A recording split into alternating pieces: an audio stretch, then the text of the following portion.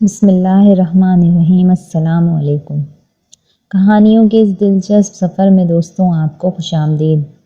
اس دلچسپ سفر میں اگر آپ میرے ہم سفر بننا چاہتے ہیں تو میرے یوٹیوب چینل کو سبسکرائب کیجیے اور بیل نوٹیفیکیشن کو بھی آن کر دیجیے تاکہ آپ کو مل سکے ویڈیو اپڈیٹس۔ آج کی کہانی ہے شہزادے کے اغوا کی۔ بہت پرانے زمانے کی بات ہے کہ کسی ملک پر ایک بادشاہ حکومت کرتا تھا۔ اس بادشاہ کے نظم و نسق اور نیک دلی کی وجہ سے اس کی رعایا بہت چین اور سکون سے اپنی زندگی بسر کر رہی تھی۔ اس ملک کے لوگوں کی خاص بات یہ تھی کہ وہ ہر وقت اپنے اپنے کاموں میں مصروف رہتے تھے، جس سے ملک بھی خوب ترقی کر رہا تھا اور لوگ بھی آسودہ حال تھے۔ ان کا بادشاہ نہ صرف یہ کہ بہت سمجھدار اور بہادر تھا بلکہ وہ ایک امن پسند حکمران بھی تھا اور اپنے پڑوسی ملکوں کے ساتھ مل جل کر رہتا تھا۔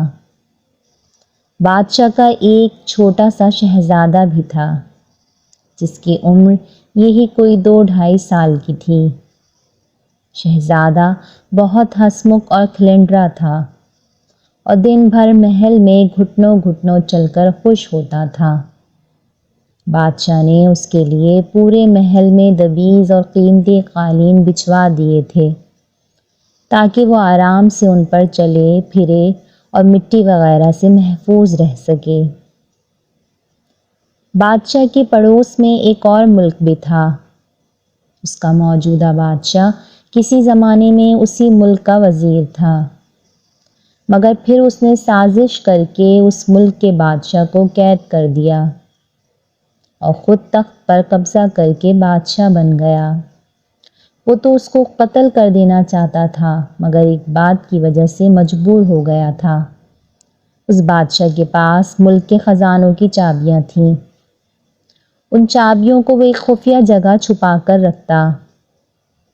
وزیر نے بادشاہ پر بہت سختیاں کیں تاکہ وہ خزانوں کی چابیاں اس کے حوالے کر دے، مگر بادشاہ سمجھ گیا تھا کہ اگر اس نے چابیاں اس نمک حرام وزیر کے حوالے کر دیں تو وہ اسے مروا دے گا، اس لیے وہ چپ چاپ ہر اذیت سہ لیتا تھا۔ وزیر ایک لالچی آدمی تھا اور اسے دولت جمع کرنے کا جنون کی حد تک شوق تھا۔ اسی لالچ کی وجہ سے اس نے اپنے آس پاس کئی تمام چھوٹی چھوٹی ریاستوں پر فوج کی مدد سے چڑھائی کر دی اور ان پر قبضہ کر کے ان کی ساری دولت ہتھیا لی۔ ان کامیابیوں کی وجہ سے اسے یہ غرور ہو گیا تھا کہ وہ جس ملک پر بھی چاہے حملہ کر کے اس پر قبضہ کر سکتا ہے۔ ایک دن اس کے ذہن میں خیال آیا کہ اس کا پڑوسی ملک بہت خوشحال ہے، نہ صرف اس کے خزانوں میں بہت مال و دولت ہے بلکہ رعایا بھی بہت امیر ہے۔ یہ سوچ کر اس کے منہ میں پانی بھر آیا اور ایک روز اس نے اچانک رات کی تاریکی میں اپنے پڑوسی ملک پر حملہ کر دیا۔ یہ اس کی غلط فہمی ہی تھی کہ وہ آسانی سے پڑوسی ملک پر قبضہ کر لے گا۔ اس کا بادشاہ نہایت زیرک اور سمجھدار تھا۔ اس کی نظر حکومت کے ہر شعبے پر ہوتی تھی۔ اس نے فوج کو بھی پوری طرح تیار کر کے رکھا ہوا تھا۔ اس کے حملے کے جواب میں اس کی فوج نے بڑی جواں مردی سے اس مکار بادشاہ کا ڈٹ کر مقابلہ کیا اور نہ صرف اسے شکست دی بلکہ اس کے ملک کے ایک بہت بڑے حصے پر قبضہ بھی کر لیا۔ اس جیت کی خوشی میں ہر طرف جشن کا سا ایک سماں تھا۔ بادشاہ نے جنگ کے نتیجے میں جیتے ہوئے علاقوں میں اپنے گورنر مقرر کیے اور محل واپسی کی تیاریاں شروع کر دیں۔ اسے اپنا ننھا شہزادہ بہت یاد آ رہا تھا جس کو دیکھے ہوئے بہت دن ہو گئے تھے۔ اس شکست نے اس مکار بادشاہ کو بوکھلا کر رکھ دیا تھا۔ بجائے اس کے کہ وہ پڑوسی ملک پر قبضہ کرتا، اس نے اپنے ملک کا بھی ایک بڑا حصہ گنوا دیا تھا۔ وہ اپنی اس عبرتناک شکست کا بدلہ لینے کے لیے بے تاب تھا اور پھر اس کے ذہن میں ایک شیطانی منصوبہ آ گیا۔ اس نے دیکھا کہ پڑوسی ملک کے لوگ پتنگ کا جشن منانے میں مصروف ہیں۔ اس نے اس موقع سے فائدہ اٹھایا اور اپنے چند خاص آدمی بھیج کر بادشاہ کے ننھے شہزادے کو محل سے اغوا کروا لیا۔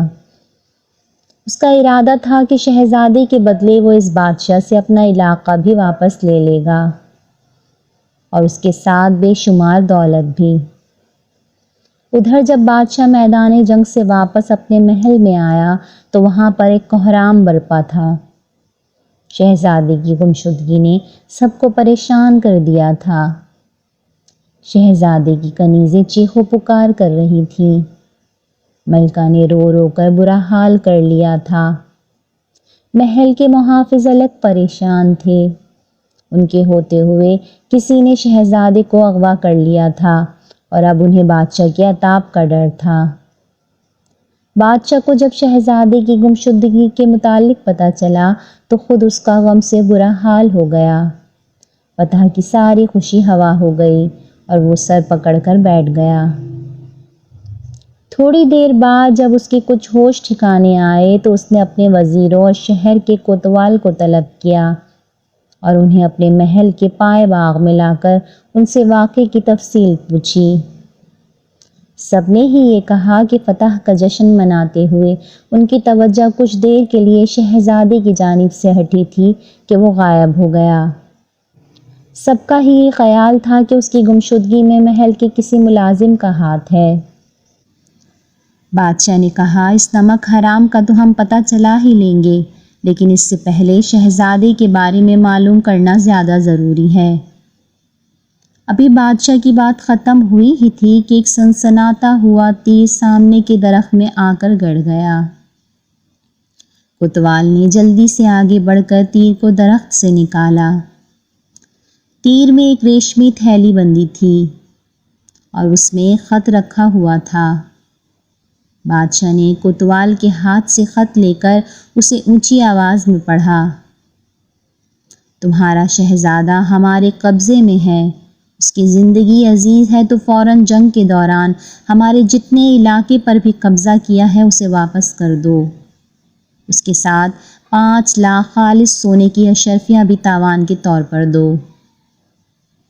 ان دونوں شرائط کو پورا کرنے کی صورت میں شہزادے کی واپسی ممکن ہو سکتی ہے۔ اگر ہماری یہ شرائط منظور ہیں تو اپنے کسی آدمی کے ذریعے خط بھیج کر ہمیں فوراً مطلع کرو۔ اس خط پر اسی مکار بادشاہ کی مہر لگی ہوئی تھی۔ خط پڑھ کر بادشاہ کا چہرہ غصے سے سرخ ہو گیا۔ ہم اس مکار بادشاہ کو ضرور مدد چکھائیں گے، فوج کو تیاری کا حکم دیا جائے۔ اس کا وزیر خاص اس کی یہ بات سن کر آگے بڑھا اور بولا، حضور بادشاہ سلامت، یہ وقت جوش کا نہیں ہوش کا ہے۔ ہمیں عقل مندی سے کام لینے کی ضرورت ہے تاکہ شہزادے کو نقصان پہنچنے کا کوئی خدشہ باقی نہ رہے۔ بادشاہ نے کچھ دیر سوچنے کے بعد کہا، تم ٹھیک کہتے ہو، اب مشورہ دو کہ ہم کیا کریں۔ وزیر نے دھیرے سے کہا، ہمیں بہت محتاط رہ کر کام کرنے کی ضرورت ہے۔ مجھے یقین ہے کہ اس مکار بادشاہ نے اس محل کے کسی ملازم کو اپنے ساتھ ملا لیا ہے۔ ہمیں پہلے تو اس کا پتہ لگانا چاہیے۔ اس سے جو معلومات ہمیں ملیں گی ان کی روشنی میں ہم اپنا اگلا قدم اٹھائیں گے۔ بادشاہ کو وزیر کی تدبیر پسند آ گئی۔ وہ واپس محل آیا، ملکہ کو تسلی دی اور سوچنے لگا کہ اب کیا کرے۔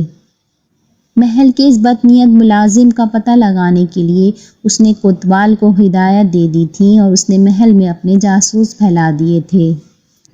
کوتوال کا ایک 18 سال کا بیٹا بھی تھا، اس کا نام دلاور تھا۔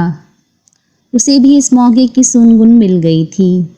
اس کو احساس تھا کہ شہزادے کی گمشدگی سے بادشاہ اور ملکہ سخت پریشان ہیں۔ اس نے دل میں ٹھانی کہ وہ ان کی مدد کرے گا۔ اس سلسلے میں اس نے اپنے باپ کوتوال سے بات کی اور اس سے اجازت طلب کی کہ وہ محل کی ان کنیزوں اور غلاموں سے ملنا چاہتا ہے جو شہزادے کی نگہداشت پر مقرر تھے۔ کوتوال کو اپنے بیٹی سے بہت سی امیدیں تھیں کیونکہ وہ پہلے بھی اس طرح کے کاموں میں اس کی مدد کر چکا تھا۔ اس نے اس کو بخوشی اجازت دے دی۔ دلاور محل آیا اور کنیزوں اور غلاموں کے نگران سے کہا کہ وہ ان تمام لوگوں کو پیش کرے جن کے ذمے شہزادے کی دیکھ بھال کرنا تھی۔ یہ کل 6 لوگ تھے، 4 کنیزیں اور 2 غلام۔ 5 تو ان میں سے دلاور کے سامنے پیش کر دیے گئے، مگر ایک کنیز جس کا نام گلارا تھا وہ غائب تھی۔ ایک کنیز نے دلاور کو بتایا کہ شہزادہ دلارا ہی سے سب سے زیادہ مانوس تھا، وہی اس کا خیال رکھتی تھی اور شہزادہ کھانا بھی اسی کے ہاتھوں سے کھاتا تھا۔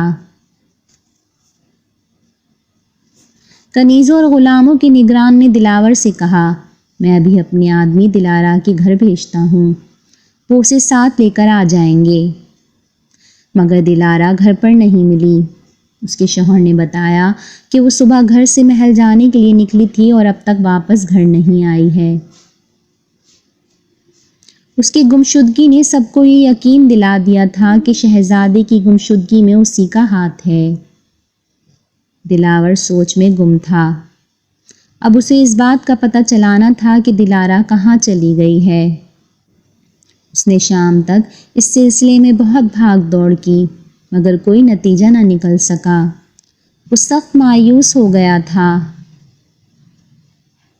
کچھ دیر بعد شاہی محل سے ایک ہرکارا آیا اور کوتوال سے کہا کہ اسے بادشاہ سلامت نے طلب فرمایا ہے۔ کوتوال نے دلاور کو بھی ساتھ لیا اور بادشاہ سلامت کی خدمت میں حاضر ہو گیا۔ دلاور نے سب سے پہلے آج پورے دن کی رودات بادشاہ کے گوش گزار کی۔ بادشاہ نے کہا، ملکہ کی حالت ہم سے دیکھی نہیں جاتی، ننھے شہزادی کی جدائی میں انہوں نے رو رو کر برا حال کر لیا ہے۔ ہمارا فیصلہ ہے کہ ہم تمام علاقہ واپس کر کے اور 5 لاکھ اشرفیاں ادا کر کے اپنے شہزادے کو اس مکار بادشاہ سے آزاد کروا لیں۔ اس سلسلے میں ہم نے ایک خط بھی لکھ کر اس پر اپنی شاہی مہر ثبت کر دی ہے۔ اب تم کسی ایسے بااعتماد آدمی کا بندوبست کرو جو اسے وہاں تک پہنچا کر ہمارا شہزادہ ہمیں واپس لا دے۔ کوتوال نے کہا، بادشاہ سلامت، یہ کام بہت اہم ہے، اجازت ہو تو میں دلاور کو یہ کام سونپ دوں۔ مجھے امید ہے کہ وہ اس کو بہتر طریقے سے سر انجام دے گا۔ ہمیں کوئی اعتراض نہیں، اگر اس کام کے پیچھے دلارا کا ہاتھ ہوا تو ہم اسے سخت سزا دیں گے۔ غداروں کے لیے ہمارے دل میں کوئی نرم گوشہ نہیں ہے، بادشاہ نے غصے سے کہا اور اٹھ گیا۔ رات ہونے والی تھی، مگر چونکہ معاملہ بہت اہم تھا اس لیے دلاور بادشاہ کا خط لے کر سفر پر نکل کھڑا ہوا۔ وہ اپنے گھوڑے کو سرپٹ دوڑاتا ہوا تیزی سے فاصلہ طے کر رہا تھا۔ ندی نالے اور پہاڑوں کو عبور کرتا ہوا وہ آدھی رات کے وقت پڑوسی ملک کی حدود میں داخل ہو گیا۔ مسلسل سفر کی وجہ سے اس کا گھوڑا تھکا تھکا سا نظر آنے لگا تھا۔ ایک جگہ اسے جنگل نظر آیا، وہاں پر ایک ندی بھی تھی۔ اس نے مناسب سمجھا کہ یہاں بیٹھ کر کچھ دیر خود بھی سستا لے اور گھوڑے کو بھی آرام کرنے دے۔ یہ سوچ کر وہ گھوڑا روک کر اس پر سے اتر گیا اور اسے پانی پینے اور گھاس چرنے کے لیے کھلا چھوڑ دیا۔ دلاور کو بھوک بھی لگ رہی تھی۔ اس نے تھیلے میں سے کچھ پھل نکالے اور انہیں کھاتے ہوئے جنگل میں آگے کی طرف نکل گیا۔ ابھی وہ کچھ دور ہی چلا تھا کہ اسے آگے روشنی سی نظر آئی۔ اس کے ذہن میں فوراً خیال آیا کہ ہو نہ ہو یہ لوگ ڈاکو ہیں۔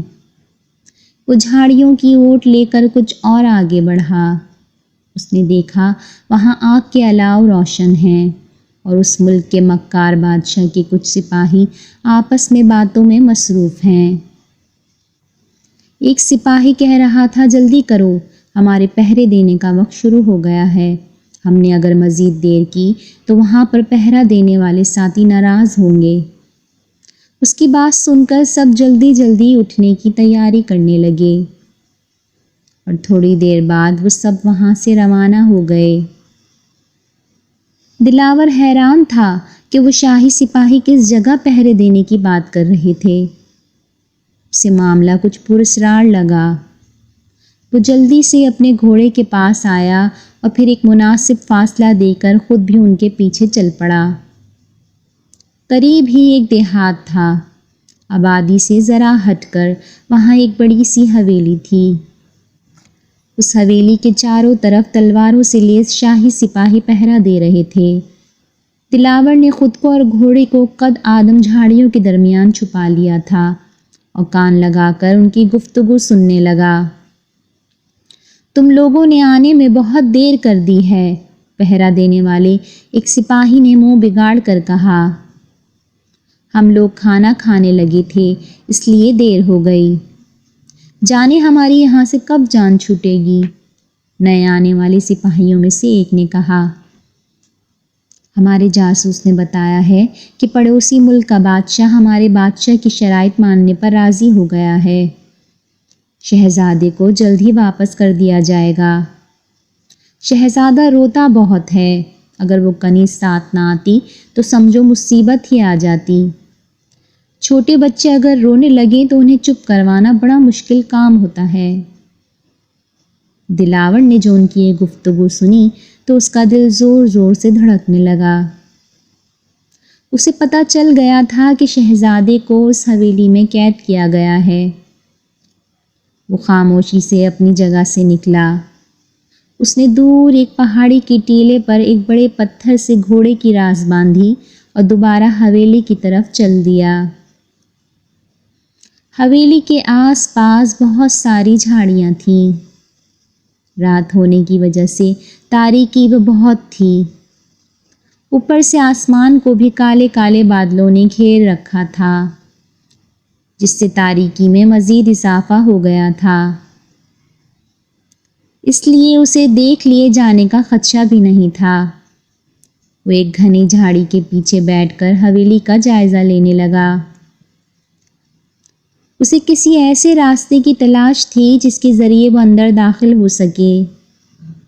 اسے کوئی ایسا راستہ تو نظر نہیں آیا، مگر حویلی میں داخل ہونے والے بڑے دروازے کے نیچے اتنی خلا ضرور نظر آئی کہ ایک آدمی زمین پر لیٹ کر اور لڑھک کر اندر داخل ہو سکتا تھا۔ مگر مشکل یہ تھی کہ اس دروازے پر ایک سپاہی ہاتھ میں چمکدار تلوار لیے پہرے دے رہا تھا۔ دلاور سوچ میں پڑ گیا۔ پھر اس کی یہ مشکل بھی حل ہو گئی۔ یکایک بادل زور سے گڑگڑائے اور موٹی موٹی بوندیں گرنے لگیں۔ تھوڑی ہی دیر میں بارش تیز ہو گئی۔ بارش کے پانی سے بچنے کے لیے تمام سپاہی حویلی کے برابر میں ایک گھنے درخت کے نیچے جا کھڑے ہوئے۔ دلاور کے لیے اب راستہ صاف تھا۔ وہ تیزی سے زمین پر رینگتا ہوا آگے بڑھا۔ اس کے سارے کپڑے کیچڑ میں لت پت ہو گئے تھے۔ بڑے دروازے کے قریب پہنچ کر وہ اس کی نچلی خلا میں سے لڑک کر اندر داخل ہوا اور پھر کھڑا ہو کر ادھر ادھر دیکھنے لگا۔ اسے وہاں پر کوئی سپاہی نظر نہیں آیا۔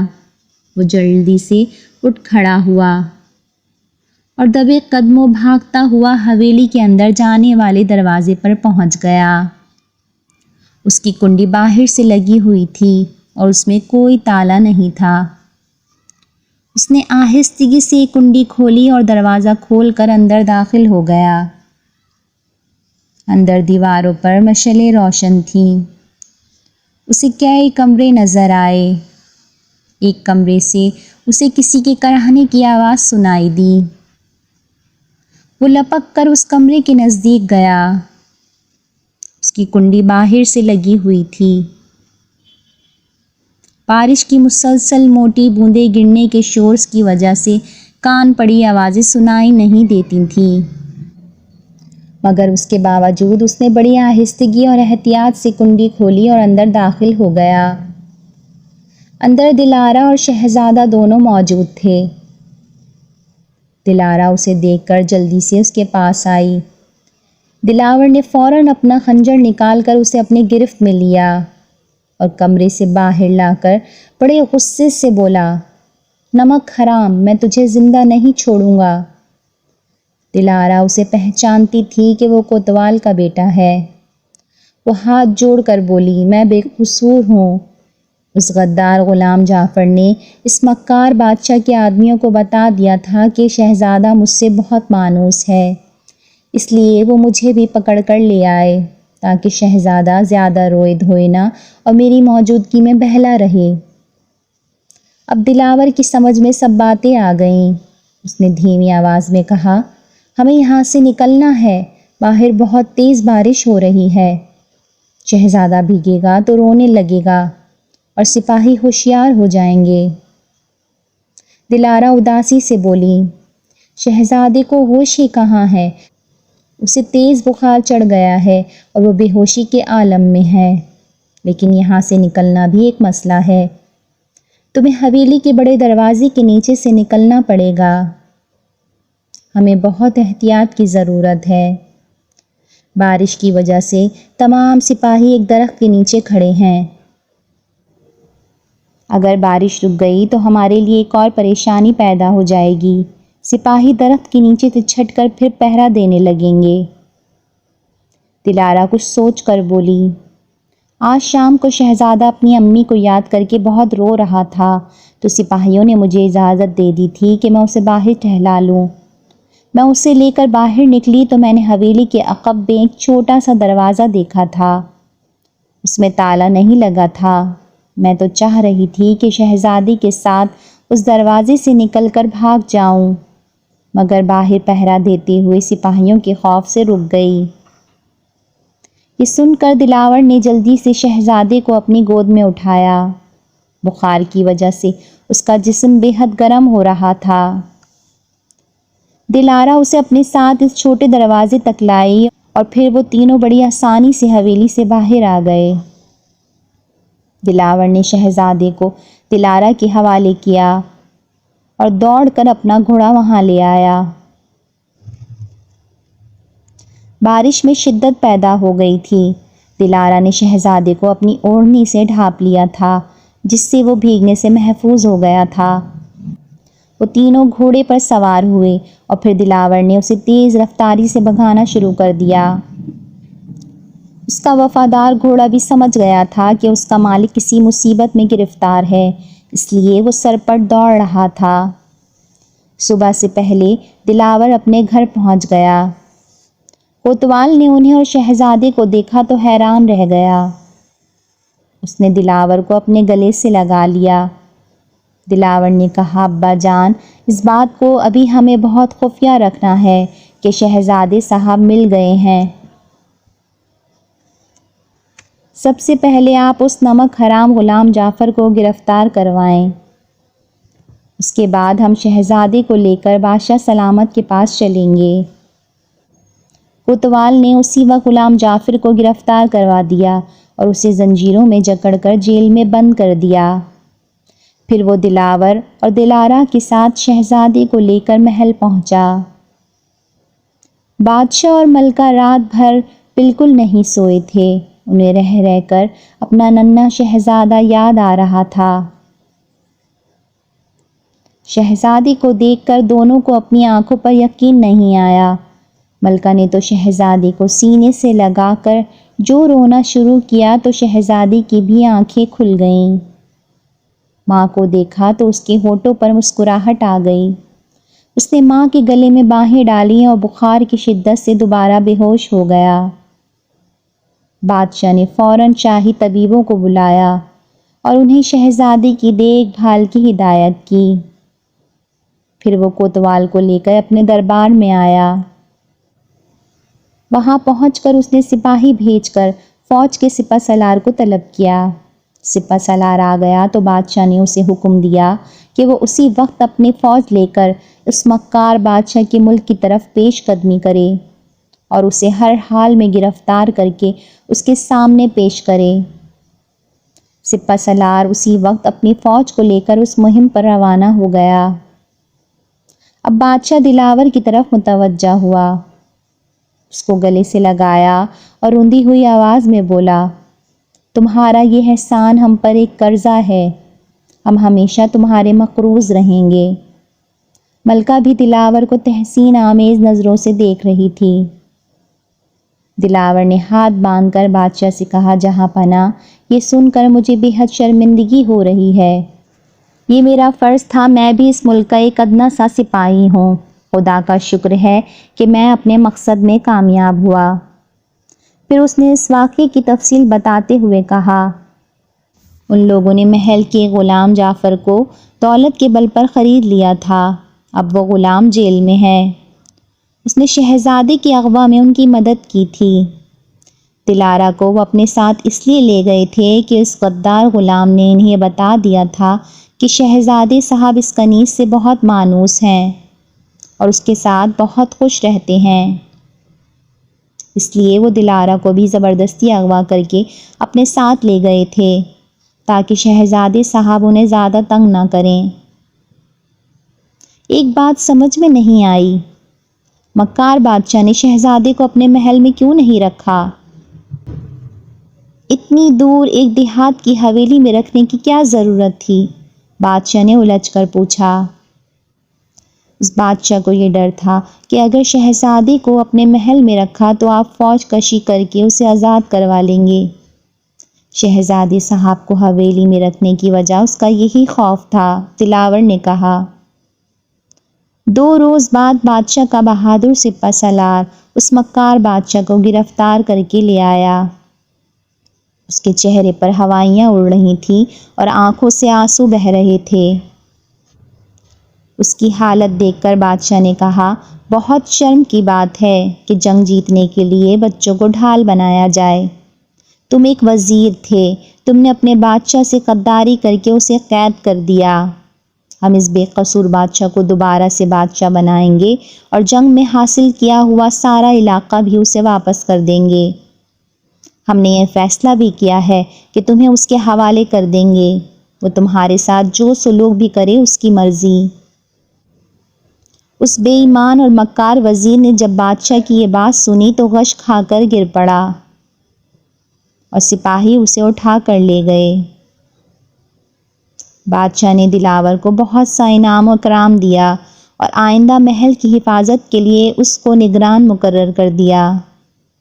دلاور کے ماں باپ اس کی عقل مندی اور بہادری سے بہت خوش تھے، جس کے نتیجے میں وہ ایک بڑے منصب پر فائز ہو گیا تھا۔